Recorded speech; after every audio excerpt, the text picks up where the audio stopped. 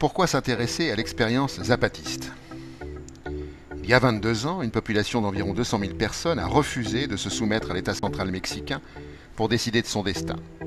C'est historiquement la plus longue expérience d'autogouvernement collectif connue.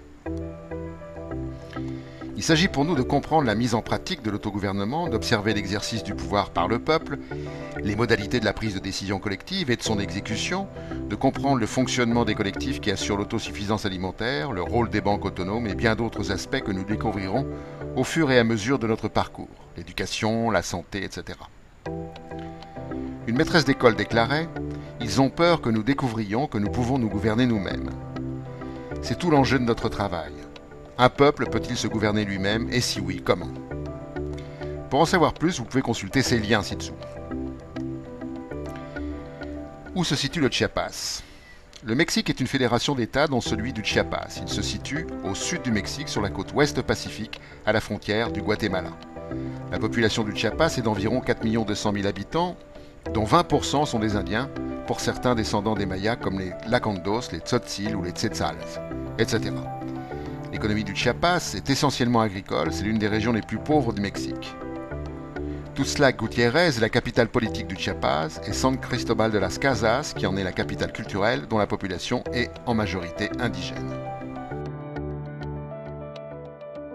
Cette ville est située à 2120 mètres d'altitude et compte environ 170 000 habitants. Le 1er janvier 1994, la ville est prise par le ZLN, l'armée zapatiste de libération nationale, ce qui en fait un symbole fort de la révolution zapatiste. Les caracoles sont des structures politiques qui permettent l'expression des peuples et assoient la pratique de l'autogouvernement.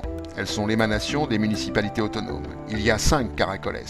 Nous irons découvrir ces structures, leur fonctionnement et les municipalités qu'elles représentent.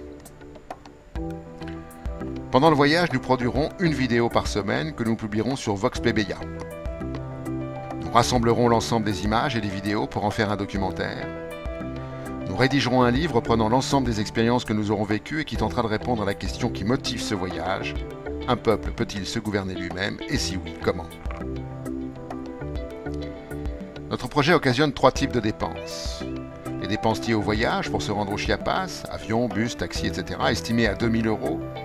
Les dépenses liées au séjour, frais de location et de séjour, estimés à 2 000 €. Les dépenses liées aux déplacements locaux pour aller à la rencontre des communautés, bus, taxi, location de voitures, etc., estimés à 1 000 €. Le financement sera affecté à ces 3 postes de dépenses. Nous avons fait appel à Ulule, site de financement participatif, pour solliciter une contribution afin de financer le projet.